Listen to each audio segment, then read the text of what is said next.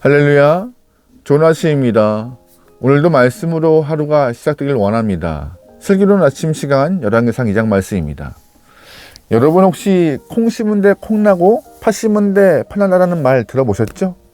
아니면은 뿌린 대로 거둔다, 심은 대로 얻는다는 말을 들어보셨을 것입니다.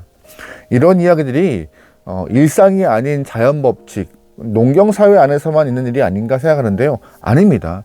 지금도 존재하는 이야기고 하나님 나라에서도 통용되는 아주 기본적인 법칙입니다. 하지만 사람들은 그 법칙을 좀 무시하려 해요. 무슨 뜻이냐? 좋지 않은 걸 심었음에도 좋은 걸 얻고 싶어하는 오만함, 교만함, 아니면 악한 마음을 좀 품고 있죠. 신앙인이라고 예외가 아닙니다. 신앙인들도 아무것도 하지 않았지만 기도하여서 좋은 걸 얻고 싶어하는 도둑놈 심보가 있는 것 같아요. 그런 나라가 없습니다. 하나님 나라 안에서도 하나님은 좋은 것을 심은 자에게 좋은 것을 주시는 하나님의 넓은 은혜가 있음을 꼭 기억하시면서 여러분도 이 땅 가운데 좋은 것을 심고 좋은 것을 얻을 수 있는 주님의 군사 되길 소망합니다.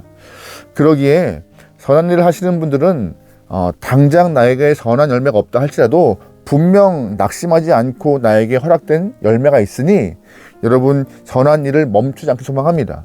또 하나, 악한 일을 하시는 분들 가운데 지금 당장 그 악한 일에 대한 결과가 내 앞에 일어나지 않는데 괜찮아 라고 생각하면서 안심하시면 곤란해요. 왜냐하면 결국 시간이 지나면 악한 그 씨앗이 나에게 또한 자손에게 악한 열매로 큰 해를 주기 때문에 여러분, 그래서 나에게 주어진 시간, 우리에게 주어진 삶에서 어떤 것을 심어야 할지 곰곰이 생각하며 신중한 삶을 살기 소망합니다.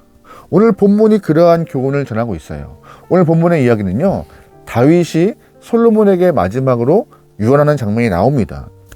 다윗은 파란만장한 삶을 살았죠. 특별히 이스라엘 왕으로서 오랜 시간 통치하며 좋은 모습을 보였는데 아들 솔로몬에게 왕위를 물려주며 크게 두 가지 부분을 유언하고 있어요. 첫 번째는 신앙적 당부를 유언하고 있고 두 번째는 인간적인 당부를 말하고 있습니다.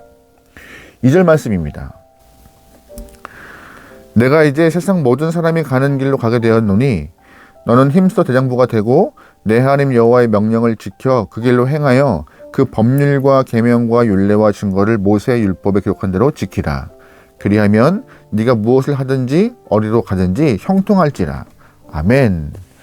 다윗은 먼저 솔로몬에게 신앙적 당부를 하는데 어떻게 말하고 있어요? 힘써 대장부가 되라 라고 말합니다. 우리가 그냥 통상적으로 대장부가 되는 것은 근육이 막 울그락불그락하고 힘이 세고 막 전투력이 강한 남자의 모습을 그리지만 다윗이 말하는 대장부는 그것이 아니었습니다. 여호와의 말씀을 붙잡고 명령에 순종하는 자, 그가 대장부니 그의 모습, 대장부의 모습을 찾아가라라고 말하고 있는 것이죠. 왜 그가 진짜 대장부예요? 내 의지를 꺾고 정말로 하나님의 말씀을 붙잡는 힘 있는 남자의 모습이 필요하니까요. 스스로의 의지를 꺾는 것만큼 정말 고통스럽고 어려운 것은 없어요. 하지만 대장부라는 사람이 겉으로 드러나는 힘이 아니라 내적인 힘, 주의 말씀을 신뢰하여 내 의지를 꺾고 내 마음을 꺾고 하나님께 가까이 가 주의 말씀을 붙잡고 사는 삶, 그게 진짜 대장부라고 다윗은 말하고 있는 것입니다. 사실 다윗은 왕이었어요. 하지만 우리가 알고 있는 일반적인 왕의 모습은 아니었죠.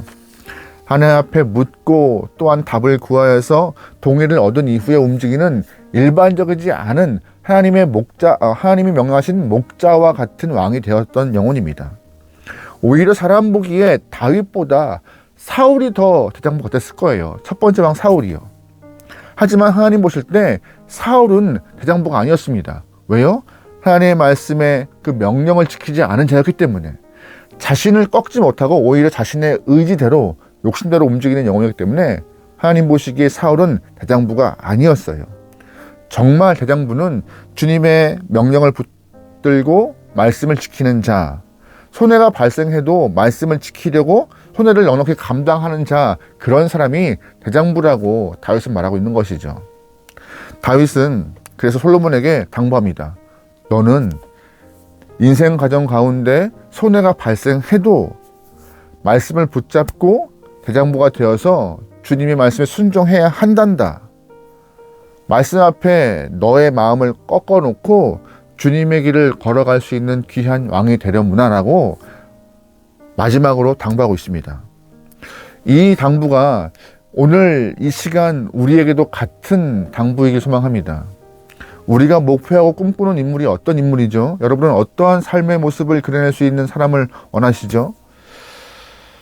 본문과 같이 주의 말씀을 힘써 붙잡고 지켜낼 수 있는 대장부와 같은 신앙이 되어서 올 한 해 하나님 보시기에 칭찬받을 만한 귀한 영혼들이 되면 좋을 것 같아요.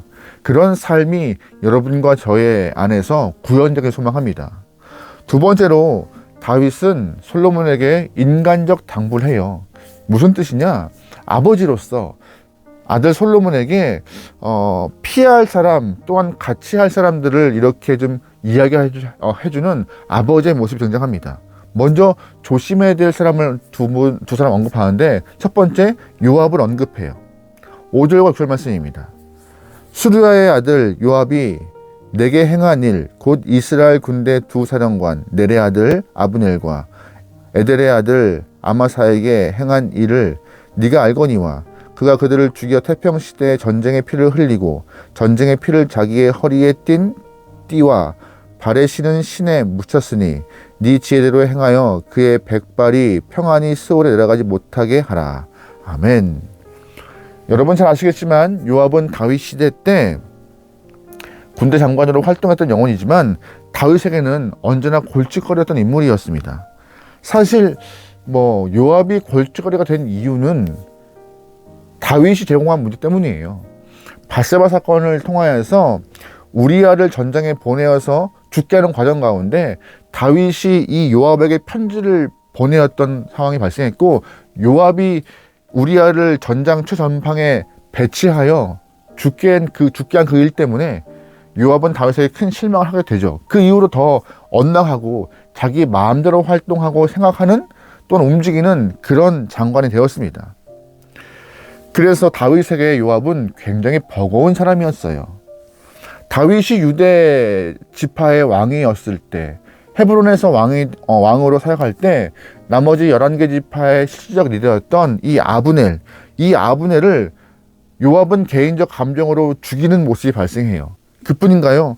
다윗이 압살롬의 반란을 통하여서 이렇게 가서 그 반란을 잠재우는 과정 가운데 장군들에게 아들 압살롬을 좀 잘 선대해줄 것을 요청하죠. 하지만 요압은 압살롬을 보자마자 칼로 찔러 죽여버립니다.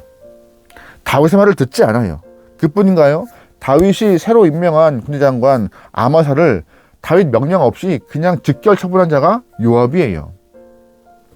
그뿐만 아니라 다윗이 박탈한 그 장관의 자리를 스스로가 찾아오는 사람도 요압이에요. 참 요압 같은 신하 어려웠을 것 같아요. 하지만 요압은 이렇게 자신의 마음대로 움직였고 자신의 뜻대로 활동했던 신하라는 것을 우리는 잘 기억하면서 그가 다윗에게 또한 삶에서 불순종의 씨앗, 악의 씨앗을 이렇게 심었다는 것을 잘 떠올려야 합니다. 신하임에도 왕의 말을 듣지 않은 불순종의 씨앗, 삶에서 감정대로 움직였던 그런 악의 씨앗들, 그 모습에 결국 오늘 본문 끝에 보면은요 솔로몬에 의하여서 오늘 요압이 운명을 달리해요. 단순히 다윗의 유언 때문에 솔로몬이 요압을 죽인 것이 아니라 어제 보았던 아도니아 곁에서 아도니아를 왕으로 추대했던 일 때문에 솔로몬의 손에 의해서 운명하는 장면이 등장합니다. 결국 오랜 시간 동안 이스라엘 땅을 위하여서 애썼던 장군이지만 뿌린 대로 심은 대로 악을 심고 불순종의 씨앗을 심어서 추악한 결말을 맞게 된 요압의 삶을 오늘 본문에서 보게 돼요. 또 한 명의 사람이 등장합니다. 그는 바로 시므이예요. 다윗이 유언 중에 이 시므이를 경계하고 그가 죄가 없지 않음을 솔로몬에게 말하고 있습니다. 8절 말씀입니다. 비울임 베냐민 사람 게라의 아들 시므이가 너와 함께 있나니 그는 내가 마하나임으로 갈 때 악독한 말로 나를 저주하였느니라. 그러나 그가 요단에 내려와서 나를 영접하였으므로 내가 여호와를 두고 맹세하여 이르기를 내가 칼로 너를 죽이지 아니하리라 하였노라. 아멘. 시므이는 사울의 먼 친척벌 된 사람인데요. 다윗이 압살롬의 반란 때문에 피난 가는 일이 발생하죠. 그때 다윗에게 저주한 인물이 시므이예요. 그냥 말로만 저주한 것이 아니라 돌을 던지면서 심하게 온갖 악한 말을 서슴지 않게 내뱉은 사람이 시므이였습니다. 그런데 압살롬의 반란이 진압되어서 다윗이 궁으로 복귀하는 과정을 확인하게 되었고, 시므이는 자신이 살고자 다윗에게 납작 엎드려 목숨을 구걸하는 모습이 나오죠. 그때 다윗의 사람들이 저런 시므이를 죽여야 한다 말하지만 다윗은 그를 죽이지 않고 성으로 복귀합니다. 그러나 마지막 때 다윗은 솔로몬에게 말해요. 그 시므이가 죄 없는 자로 여기지 말고 그의 죄를 기억하라고 당부하고 있는 것이죠. 결국 시므이는 자신이 다윗에게 했던 그 말의 씨앗, 또한 자신이 행동했던 그런 악한 씨앗, 돌을 던졌던 그 못된 씨앗이 그대로 자신에게 돌아오는 모습을 경험하게 돼요. 여러분 잘 보시면 요압이나 시므이나 삶에서 좋지 않은 모습들, 즉 오늘 본문에서 계속 말하고 있는 것처럼 심은 대로 거두는 일을 경험하게 됩니다. 여러분 그러기에 좋은 거 심으십시오. 감정대로 막 퍼부어서 악한 것을 심고 악한 것을 경험하는 영혼이 아니라 다스리고 조심하고 신중하여 아름다운 열매를 심어낼 수 있는 여러분들에게 소망합니다. 본문에 또한 근데 감사하게도 선한 열매를 심은 사람이 등장해요. 바로 바르실레입니다. 7절 말씀입니다. 마땅히 길르앗 바르실레의 아들들에게 은총을 베풀어 그들이 내 상에서 먹는 자 중에 참여하게 하라. 내가 내 형 압살롬의 낯을 피하여 도망할 때 그들이 내게 나왔느니라. 아멘. 바르실레가 선대하여서 다윗에게 조금의 숨통을 튀게 했는데 그 숨통을 누가 경험해요? 그의 아들들이요.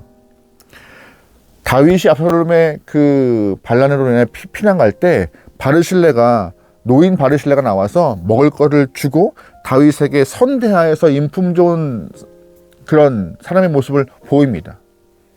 누구도 다윗을 향하여서 선한 마음을 드러내지 않을 때 이 바르실레라는 노인이 선한 모습의 씨앗을 심는 그런 과정이 나와요. 결국 그 바르실레가 예전에 심었던 그 선한 행동의 씨앗이 훗날에 씨앗이 열매가 되어서 그의 가정, 가문, 자녀를 돌보라고 다윗이 솔로몬에게 명하고 있죠. 선한 일에 대한 열매는 분명히 발생하고 본인이 그 열매를 못 경험하면 자손들이라도 그 열매를 누릴 수 있음을 우리는 본문에서 알 수 있습니다. 그러기에 여러분 인생 중에 좋은 열매를 맺기 위해서 좋은 것 많이 심으십시오.